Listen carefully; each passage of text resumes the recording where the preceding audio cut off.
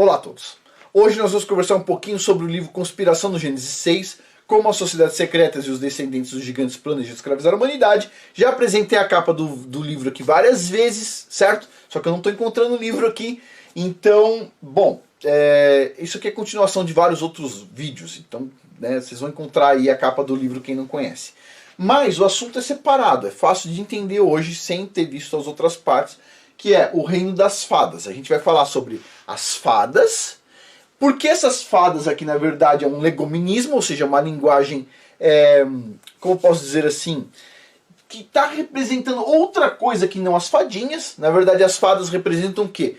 Algo que gera mudanças para o futuro, né?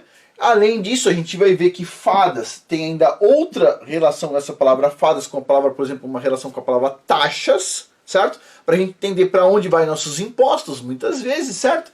E a gente vai entender várias coisas hoje aqui. Olha só, entre os candeiros estava alguém, como filho do homem, vestido com um manto que ia até os pés e com uma faixa dourada à volta do peito. Sua cabeça e cabelo eram brancos como a lã, brancos como neve, seus olhos eram como fogo ardente. Seus pés eram como bronze, brilhando em uma fornalha, e sua voz era como o som de águas correntes. Apocalipse, capítulo 1, versículos de 13 a 15. Pois bem, então Apocalipse é sobre o final dos tempos, basicamente, né? Porque essa geração é inexplicavelmente bombardeada com imagens espetaculares, retratando heróis e mitologias de épocas passadas. Bom, o cara está colocando, o autor do livro, como se fosse essa geração específica, a geração terminal, e ele entende que tem muitas coisas que... Bom, você não consegue entender por que o pessoal coloca determinados itens nos filmes.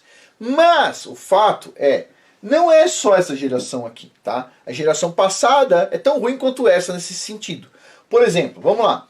Aonde começou Enterprise, Star Trek, essas coisas todas aí? Onde começou ET Minha Casa, essas coisas do Spielberg? Onde começou? Não foi nessa geração atual, foi na anterior, certo? Então vamos lá, vamos pensar um pouquinho aqui. Vamos tentar entender alguma coisa. Número 1. Você vê uma geração, minha geração, por exemplo, não a geração atual que está nascendo agora, mas a minha geração.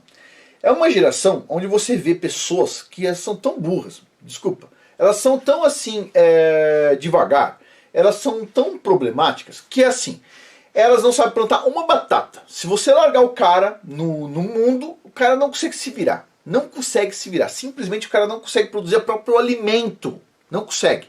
E essas pessoas se acham inteligentes porque elas sabem discutir sobre a velocidade de dobra da Enterprise. Sendo que não existe nem Enterprise e muito menos velocidade de dobra. Então assim, os caras sabem explicar tudo sobre o Spock.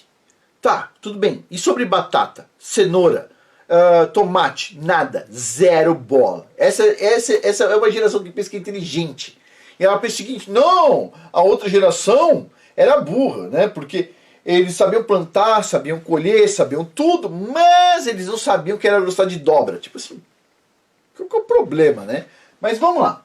Então assim, o que ele está falando que é dessa geração atual, na verdade, já começou nas gerações passadas também. Mas continuando aqui. Mais um ponto aqui, deixa eu fazer um espaço aqui para a gente discutir uma coisa. É uma coisa interessante. A minha bisavó, ela era, lógico, uma mulher submissa ao marido dela, e ela usava um lenço na cabeça, ok? Tudo bem. Já a minha avó, muito submissa também ao meu avô, o marido dela, mas ela não usava lenço na cabeça. Aí tudo bem, um dia eu estava conversando com minha esposa, ela falou a mesma coisa, a bisavó dela usava um lenço na cabeça, submissa ao marido, ok? E já a avó também era submissa ao marido, só que ela não usava o lenço da cabeça. Então a gente estava discutindo isso, né? De onde que aconteceu isso, né? Porque mesmo as mulheres submissas, por exemplo, minha avó, mesmo ela parou de usar lenço em algum momento. Por que o homem parou de usar chapéu? Pensa aí. Mas vamos lá, o lenço especificamente. Olha, de tudo. Não tinha televisão naquela época, não tinha essas coisas todas. Por que uma geração parou de usar lenço? Tem só uma coisa em comum entre todas as mulheres da geração que parou de usar lenço. Elas começaram, foi quando foi introduzido a escola, ok? E a minha avó fez até a quarta série. Ela foi introduzido a escola. Antes de ser introduzida a escola, as mulheres usavam lenço, tá? Foi introduzida a escola, acabou o lenço. Então assim, o que ele está colocando como geração terminal, eu sei que muitas pessoas agora têm essa tendência. Falam assim, não, a gente está na geração terminal. Mas o que eu estou dizendo é um processo muito mais longo do que está parecendo. Ele está pronto como se fosse agora. Mas, no meu ponto de vista, é um processo muito mais longo. Já começou há muito mais tempo, ok? Muito mais tempo. E esse processo está simplesmente andando cada vez mais rápido. Mas ainda tem muita deterioração para a gente ver. A gente vê que cada geração, uma está pior que a outra. Então, assim, a gente vai ver muita coisa pela frente ainda, do meu ponto de vista. Mas continuando. Olha só, e que mensagens até então inexplicáveis esses contos desses filmes transmitem nessas fantásticas alegorias, porque são alegorias. Bom, alegorias aparentemente inócuas, inseridas em nosso entretenimento e literatura, encobrem secretamente nosso passado incompreendido com a terrível tribulação que se aproxima. Com esse espírito, então, considere que esta investigação gira essencialmente em torno de duas alegorias misteriosas. Dragões e fadas. Mesma coisa. Dragões e fadas são a mesma coisa. Alegorias, ok? São alegorias para algo. Pois bem, francamente, eles são a pedra de Roseta. As peças que faltam para conectar todas as outras peças da conspiração do Gênesis 6 e as linguagens do Anticristo. Pedra de Roseta, assim, para a gente conseguir fazer uma tradução correta do que a gente está vendo, basicamente, que a gente não entende muitas vezes. Então, a gente tem que entender o que são essas fadas e dragões aí. Então, qual é a relação oculta que conecta as cortes das fadas e do dragão ao Santo Graal e a Rex Deus? Bom, pois bem, ensinamos anteriormente que a conspiração contemporânea da Rex Deus tem 2000 anos, remontando à vida e aos tempos de Jesus. Além disso, aprendemos que as lendas do Graal foram geradas por casas Rex Deus e que o Santo Graal era, na verdade, o Sangreal, as linhagens sagradas que abrigavam os segredos da dinastia dos reis de Deus, né? Rex Deus. O que devemos agora absorver em nosso processo de pensamento sincrético, né, que é o que o pessoal está pregando por aí, para a gente entender esse sincretismo todo, é a noção de que o Graal, as fadas e as lendas do dragão são, de acordo com os escritores gnósticos e maçônicos, um só e o mesmo. Graal, fada e dragão, tudo a mesma coisa. Quando alguém nota qualquer referência arcana às sombras do dragão e das cortes de fadas, entenda que isso é legominismo. Legominismo quer dizer usar essas figuras de linguagem para falar outra coisa. Deliberado na linguagem do Graal / Rex Deus. A Casa do Dragão é a verdadeira casa dos reis do Graal, o Rex Deus original do Gênesis. A Casa do Dragão é a antiga usina de força contra a qual os filhos de Jared juraram guerra de gerações, assim como os antigos israelitas fizeram. Então, os anjos caídos desceram na época de Jared. O que eles viram, os filhos de Jared, tipo, ali foi o ponto de eles falarem assim, não, eles juraram guerra ali, certo? Pois bem, tem um outro detalhe aqui, na verdade é assim, Sete era, vamos dizer assim, seguia o Criador perfeitamente, ok? 7. E até Noé foi 7 gerações. Olha só que interessante, até Noé foi 7 gerações. 7 gerações, pum, desmoronou tudo, ok? 7 gerações só sobrou Noé ali. 7 gerações. Pois bem, e agora a gente, por exemplo, quando a gente fala dos celulares, né?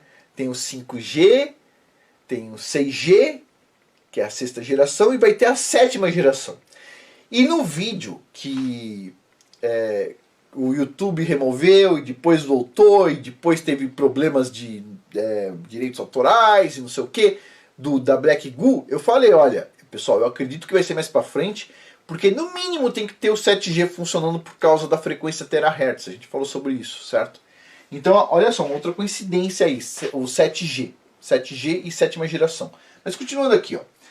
Os filhos de Jared acreditavam que a linhagem do dragão é a descendência real e factual dos Watchers, dos observadores, anjos caídos e Néflins, que eles alegam ter gerado os notórios reis e ditadores faraós do mal, fadas, que dominaram a humanidade ao longo da história. Aqueles reis, não os reis dos israelitas, mas os reis que a gente tinha lá, os dominadores que tinham sobre o mundo, esses aí vinham da descendência dos Néflins, né? Pois bem. E agora o que a gente está vendo? Olha só, as fadinhas, né? Ah, fadinha. Você tá de brincadeira com esse chifrão aí, meu? Aham, vai vendo. E essa orelha pontuda, hein? Que interessante, muito interessante. Mas vamos lá. Essa afirmação ousada é a mesma noção que venho construindo, no caso, vem o autor, né, do livro, vem construindo e aludindo. A posteridade dos Néfilins trará a tribulação do fim dos tempos e do anticristo. Ou seja, a gente precisa ver Néfilin andando antes de começar a falar que o fim está chegando. Precisamos ver Néfilin, um monte deles, ok? Pois bem, hoje Gardner afirma que a soberania do dragão é mantida nos reinos do Graal, que detém o grande e misterioso repositório do conhecimento antigo. Na mitologia celta, famílias reais exclusivas carregavam o que é conhecido em a tradição do Graal como sangue de fada. Sangue de fada. Os romanos viam os celtas como um povo alto e de pele clara, enquanto as fadas no país de Gales eram chamadas de Tilwit Teg, a família justa. Tilwit Teg é, na verdade, a tradução galesa para fada. De acordo com Gardner, o sangue das fadas, as linhagens das fadas, aquelas da linhagem do povo das fadas, foi originalmente concebido por meio de metáforas filosóficas, misteriosas, relacionadas ao destino. Portanto, a palavra fada, olha só, a palavra fada, da palavra fada deriva também taxa, a palavra taxa, ou fada, no caso destino. Olha só que interessante, taxa, né? De onde vem esse monte de taxa que a gente tem que pagar, né? Vai para quem essas taxas todas? Vai vendo. São descendentes de quem? Pois bem, continuando aqui, ó. Fada, ou faiere, derivado do faes francês, que derivou do latim fata, descrevendo seres espirituais que guiam o destino. Quem será que está guiando o destino dos povos nos dias de hoje? Eu sei aqui, todo mundo sabe que o Criador usa essas figuras, porque assim, o povo também não colabora, né? O povo não colabora. Então assim, o povo faz por merecer. É como se fosse assim, o povo peca, o Criador permite o chicote chicotear o povo.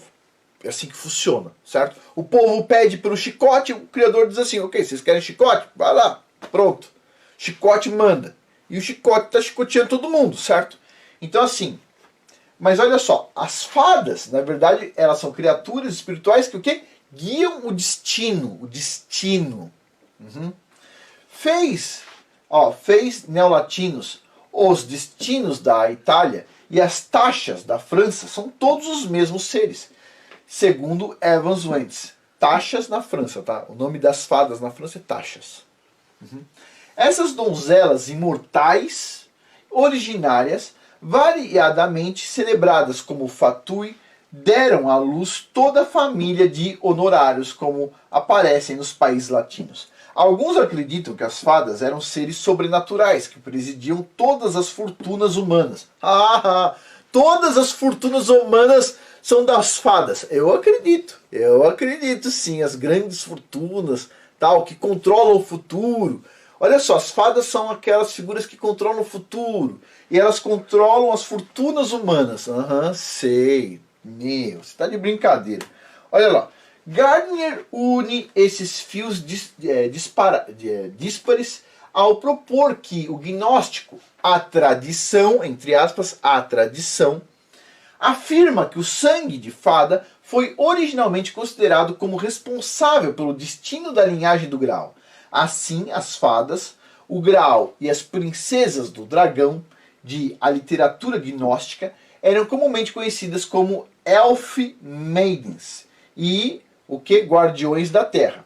Nas línguas antigas, elfo emanava do gênero feminino, originalmente derivado do Elba ou Ilbe, que por sua vez derivava da cidade identificada como Albi, ou vice-versa, no distrito da França, conhecido como Languedoc. Agora você vê aí as fadas que aparecem em tudo quanto é filme, etc. Tal. Tem fadinha pequena, grande, etc. Tal. O que importa é que eles controlam as fortunas e controlam o futuro, certo?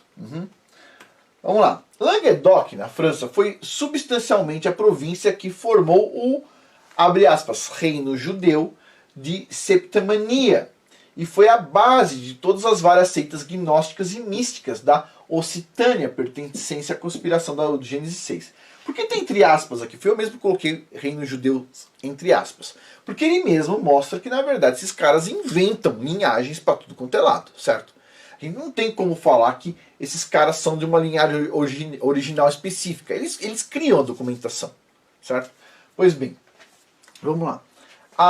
Olha só. Era a casa infame dos gnósticos cátaros. Seu nome deriva então do grego cátaros, que significa puro, puro.